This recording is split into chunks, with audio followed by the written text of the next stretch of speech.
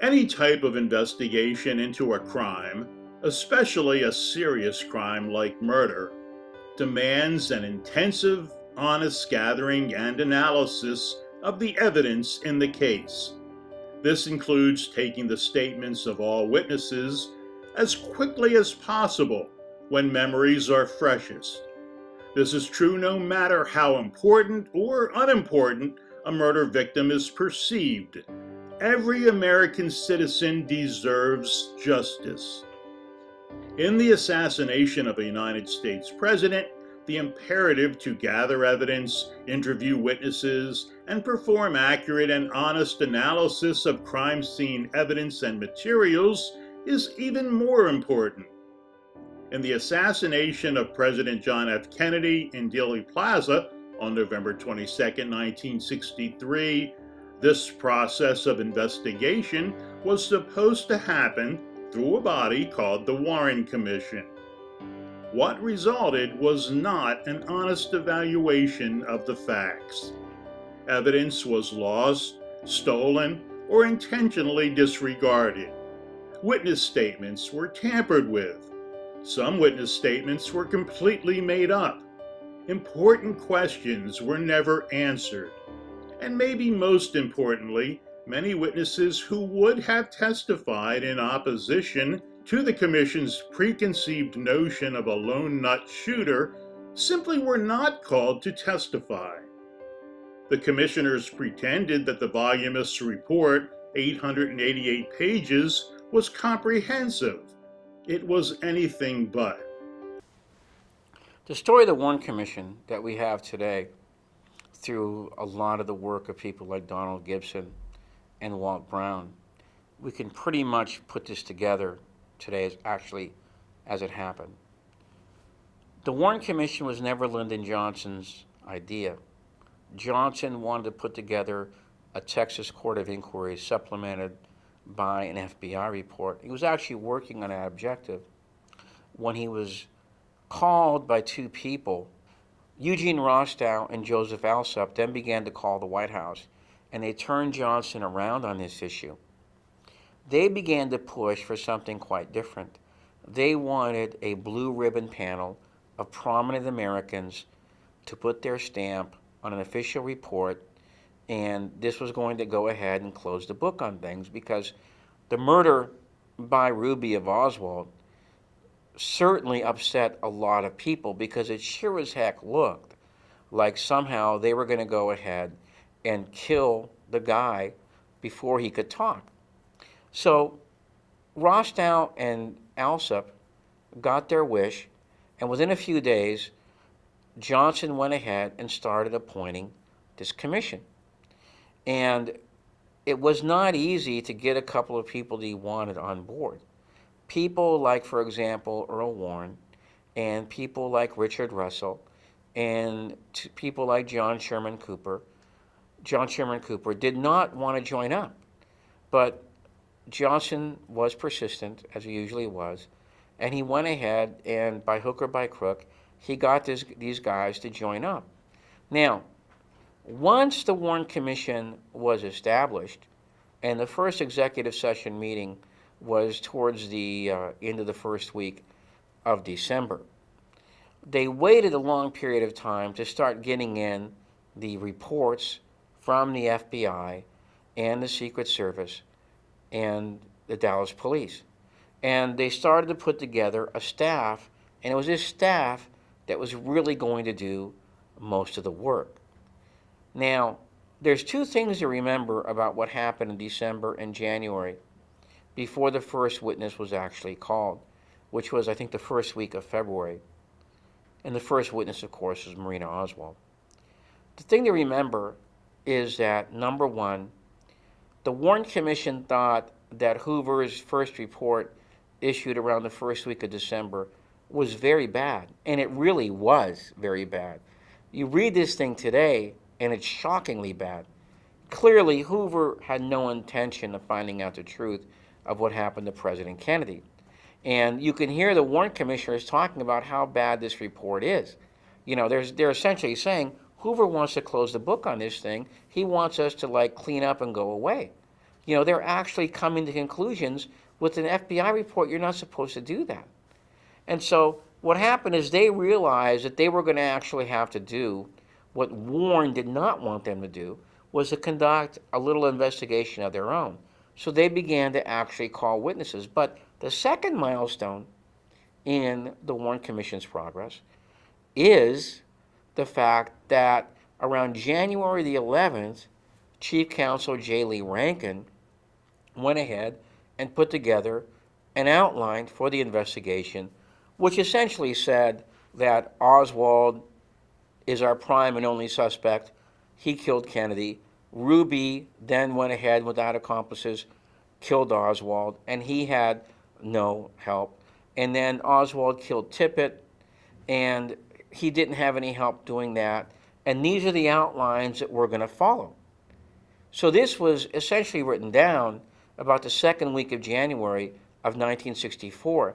And everything else was essentially going to be filtered into those rubrics.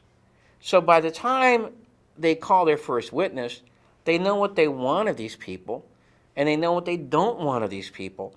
And the Warren Commission counsels all understood this.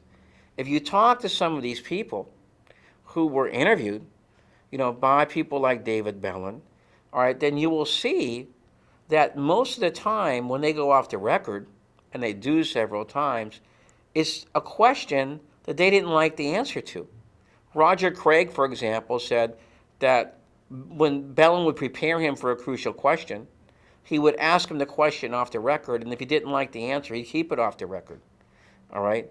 And so these are the kind of things that these people went ahead and did, and they were involved in.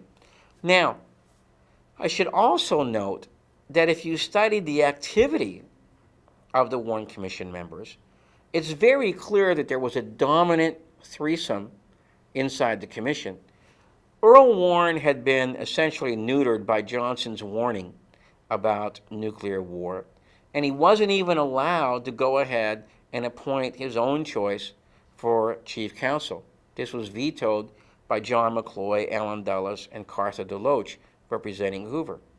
So J. Lee Rankin was then picked as the chief counsel, and Rankin is a guy who wrote that outline, and then Rankin served as the kind of intermediary between the working staff and the actual commission members. The dominant members of that commission, by their number of their activity, by their questioning, by their presence at certain hearings, etc., were clearly the Eastern establishment guys, and this, of course, means John McCloy, Allen Dulles, and Gerald Ford. What I like to call the Southern wing, this means Richard Russell, Hale Boggs, and John Sherman Cooper, didn't have anywhere near the influence that those three people did. All right? And so they essentially led the commission. And it's through no accident, I believe, that once the Warren Commission was over and began to fall into disrepute, that it was Russell, Cooper, and Boggs who firmly denounced the work that they had done on it and said we didn't believe the single bullet theory. All right? So this is the way it worked. Now, what would happen is that the junior counsel, people like Bellin and Griffin, David Bellin, Burt Griffin, Arlen Specter, would go ahead and work on drafts of certain books. They would hand them up to Rankin. Rankin would then hand them to the commissioners, like, say, Allen Dulles or Ford or McCloy, and then they would go and sketch in all the corrections that they wanted to the record. So this is essentially the way it worked, and there was no doubt who would have the final word. There was actually an argument inside the commission about certain witnesses. See, one of the big illusions people have is that the Warren Commission was a unanimous verdict and that everybody agreed on everything and it was a monolith. No, not true at all. You have Russell, Cooper, and Boggs on the one hand, but you also have certain junior counsel who did not want to use witnesses like, say, Howard Brennan, this guy who said that he saw Oswald in the window, who did not want to use Helen Markham, the hysterical witness, who said that Tippit was still alive when he actually died instantly. She actually said he was talking 20 minutes later. who did not want to really use Marina Oswald because they know that she was a compromised witness because she had been threatened with deportation. All right? So they argued vociferously against using those people, but they were used anyway. And there's a famous quote by Norman Redlick when one of the junior counsels is arguing with him about using these particular witnesses. And Redlick says, look, I work for the commission. The commission wants them in. They're going to be in there. All right? Now, towards the end, Wesley Liebeler, who was one of the junior counsel, wrote a memorandum saying that there were a lot of mistakes done in the drafting of this report and that people are not going to buy a lot of it that's in there. He mentioned Oswald's reported skill with a rifle, which he found highly questionable. That he was this kind of a rifleman, that he could have gotten these shots off in 6 seconds, 2 out of 3 hits, both of them in the head and shoulder area. He said, you have to practice to do these things, and there's no evidence we have that Oswald did any serious practice with a rifle once he got out of the Marines. And then he said, concerning the Tippit murder, I see you've inserted Miss Markham in there. I see you tried to bury her in the middle of the whole thing. And his famous last line in that memorandum is something like, she's buried nicely there, but I predict not for long. All right. And of course, in the first series of books critical of the Warren Commission, Helen Markham played a very strong role because she's such a wild and unreliable witness. So this is the way the Warren Commission worked. Now, what I've let out of this, of course, is not only was the Warren Commission compromised from within by the dictatorship of people like Dulles, McCloy, and Ford, but also it was compromised from the bottom up because the chief investigatory arm of the Warren Commission overwhelmingly was the FBI. In fact, in the Warren report, you'll see that they even say that the FBI did like 85% of the work for us. Well, this work was all seriously compromised because Hoover had decided Oswald had done it within 24 hours. And there's testimony by people who worked within the FBI that reports were rewritten, stuff was left out, because Hoover was determined to get his Oswald verdict through. So even before the information got to the Warren Commission, it was very, very questionable. All right? And we also know, of course, the CIA essentially sold a snow job story to the commission about Oswald being in Mexico City.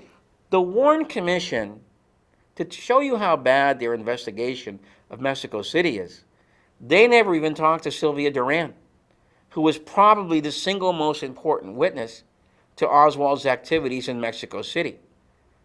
So that's how bad the Warren Commission investigation really was.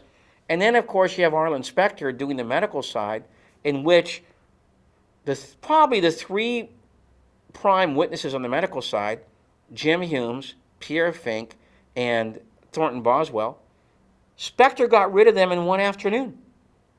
He asked Thornton Boswell something like 14 questions. The ARB, when they interviewed these guys, they did each of them like a day. And there were some very, very, very interesting answers. So this is essentially what the Warren Commission was. It was a compromised, very weak body that never really actually wanted to try and find the truth. It was compromised from the beginning, the way that Johnson talked to Warren about the threat of nuclear war. It was compromised from within because there was arguments and disagreements about who they should use, etc. It was compromised from without because they could never really trust the investigators that they were using.